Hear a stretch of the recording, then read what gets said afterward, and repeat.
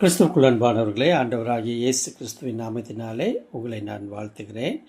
நாம் இன்றைய லெந்து காலங்களில் உபவாசத்தை குறித்த வேதத்தின் அடிப்படை செய்திகளை நாம் தியானித்து கொண்டு வருகிறோம்.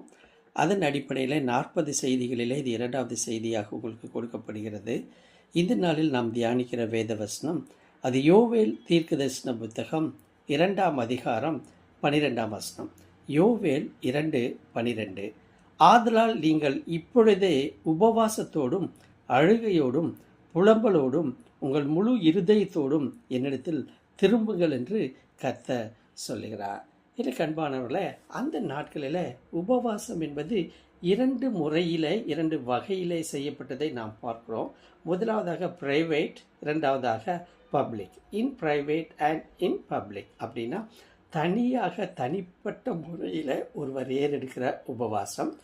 இரண்டாவதாக பார்க்கிற பொழுது சமுதாயமாக அல்லது சமுதாயத்தின் மத்தியில் ஏறெடுக்கப்படுகிற ஒரு உபவாசம் என்று நம்ம பார்க்கிறோம்.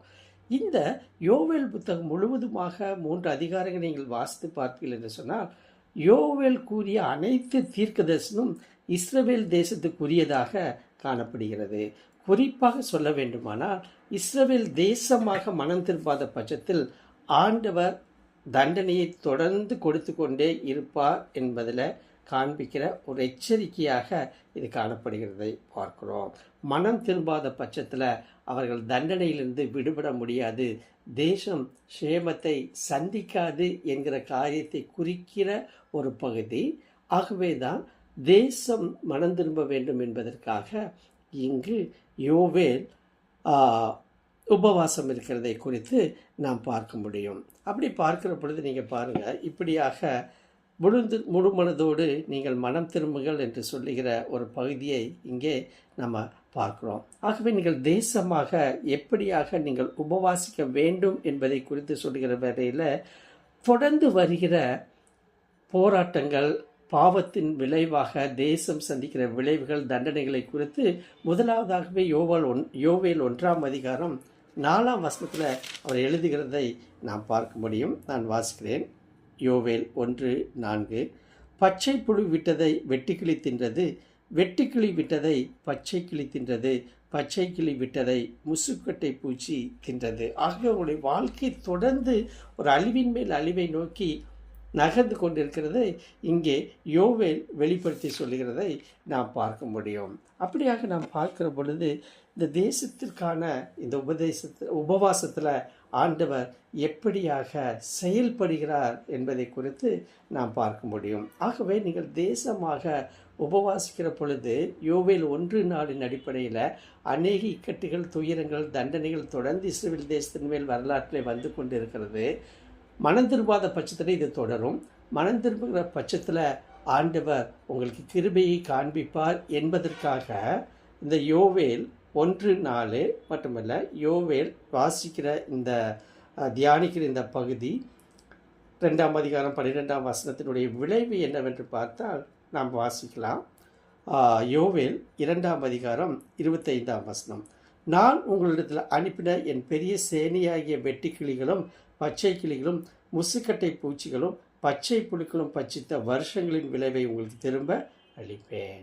ஆகவே நாம் தேசமாக மனம் திரும்பி பாவத்தை விட்டு விலகி ஆண்டவரை நோக்கி உபவாசத்தோடு பார்க்கிற பொழுது எத்தனை நாட்களாக கடந்து வந்த கடுமையான பாதைகளாக இருந்தாலும் தண்டனைகளாக இருந்தாலும் நான் என்ன செய்வேன், தேசத்திற்கு திரும்பவும் அதன் விளைவை உங்களுக்கு காண்பிப்பேன், என்னுடைய கிருபையை உங்களுக்கு நான் திரும்பவும் அளிப்பேன் என்று ஒரு வாக்கு கொடுக்கிறதை இங்கே பார்க்க முடிகிறது. எனக்கு அன்பான தேவனுடைய பிள்ளைகளை, இந்த நாளில் யோவேல் கூறுகிற உபதேசத்தை குறித்து மிக முக்கியமான ஒரு 4 காரியங்களை நாம் கற்றுக்கொள்கிறோம். நான் மீண்டுமாக வாசிக்கிறேன். யோவேல் 2:12. ஆதலால் நீங்கள் இப்பொழுதே உபவாசத்தோடும் அழுகையோடும் புலம்பலோடும் உங்கள் முழு இருதயத்தோடும் என்னிடத்தில் திரும்புங்கள் என்று கர்த்தர் சொல்லுகிறார். இங்கே பாருங்க, யோவேல் இப்படியே ஆரம்பிக்கிறார் பாருங்க. ஆதலால், ஈவன் நவ், இப்பொழுதே அப்படின்னா என்ன அர்த்தம்? த டைம் ஆஃப் அர்ஜென்சியை காமிக்கிறதை நாம் பார்க்கிறோம். பல நூற்றாண்டுகள் கடந்து விட்டது, இப்பொழுது உங்களுக்கு ஒரு வாய்ப்பு கிடைக்கிறது. டைம் ஆஃப் அர்ஜென்சி, இது ஒரு தேவையான நேரம். ஆகவே யோவேல் 1:4 படியாக என்ன நடந்தது என்று பார்க்கிறோம். இன்னும் ஒரு வாய்ப்பு உங்களுக்கு கொடுக்கப்படுகிறது. ஆண்டவர் தம்முடைய அன்பை காண்பிக்கும் பொருட்டாக. ஆகவே நீங்கள் பொறுமை இழந்துவிட வேண்டாம், நீங்கள் சகிப்புத்தன்மை இழந்துவிட வேண்டாம். தேவன் உங்களுக்கு நன்மை செய்வார் என்று நீங்கள் காத்திருங்கள். இப்பொழுதும் காலதாமதம் ஏற்படவில்லை. Even now it's time of அர்ஜென்சியை குறிக்கிற ஒரு காரியத்தை பார்க்கிறோம். இரண்டாவது நீங்கள் பாருங்கள், 12ஆம் வசனத்தின் பிற்பகுதி, என்னிடத்தில் திரும்புங்கள். The direction of repentance, turn to me. என்னிடத்தில் திரும்புங்கள். ஆகவே நீங்கள் அநேக காரியங்களை குறித்து யோசித்து கொண்டிருக்கிறீர்கள். என்னை பார்க்க நீங்கள் மறந்து விட்டீர்கள். பாவத்தின் அடிமைத்தனத்திலேயே இருக்கிறீர்கள். இப்பொழுது even it is not too late, நீங்கள் என்னிடத்தில் திரும்புங்கள். த டைரக்ஷன் ஆஃப் ரிப்பன்டன்ஸினை இங்கே காண்பிக்கிறதை பார்க்க முடிகிறது. மூன்றாவது நீங்கள் பாருங்கள், வித் ஆல் யுவர் ஹார்ட், முழு இருதயத்தோடு. த சின்சியாரிட்டி ஆஃப் ரிப்பென்டன்ஸ், அதாவது முழு இருதயத்தோடு கூட, ஆஃப் ஹார்ட்டடாக கிடையாது. நீங்கள் முழு இருதயத்தோடு தேவனை தேட வேண்டும் என்று சொல்லுகிறதை பார்க்கிறோம். மூன்றாவதாக ஃபாஸ்ட், வீப்பிங் அண்ட் மார்னிங், உபவாசம், அழுகை, புலம்பல் போன்ற வார்த்தைகள் எல்லாம் என்ன காண்பிக்கிறது என்று சொன்னால், the experience of repentance, the expression of the repentance. ஆகவே எப்படியாக தங்களுடைய வாழ்க்கையில் அவர்கள் மனம் கசந்து உபவாசித்து அழுது புலம்பலோடு காத்திருக்கிற பொழுது நிச்சயமாகவே ஆண்டவர் அவருடைய உள்ளான மனமாற்றத்தை அறிகிறவராய் காணப்படுகிறார். தேசத்திற்கு சேமத்தை கட்டளையிடுவார் என்பதில் எந்தவித சந்தேகமும் இல்லை. எனக்கு அன்பான தேவனுடைய பிள்ளைகளை, நாம் முழு மனதோடு உபவாசம் என்று சொல்லுகிறோம். அந்த உபவாசத்தின் மத்தியிலும் உபவாசத்தினுடைய நோக்கமே என்னவென்று கேட்டால், நாம் முழு மனதோடு கூட ஆண்டவரை தேடுகிற பொழுது தேசத்திற்கு சேமத்தை கட்டளையிட வல்லவராக தேவன் இருக்கிறார் என்பதில் எந்தவித சந்தேகமும் இல்லை. 1 தீமோத்தேயு 2ஆம் அதிகாரம் 1-2 வசனங்களை நான் வாசிக்கிறேன். 1 தீமோத்தேயு 2:1-2. நான் பிரதானமாய் சொல்லுகிற புத்தி என்னவெனில், எல்லா மனுஷருக்காகவும் விண்ணப்பங்களையும் ஜெபங்களையும் வேண்டுதல்களையும் ஸ்தோத்திரங்களையும் பண்ண வேண்டும்.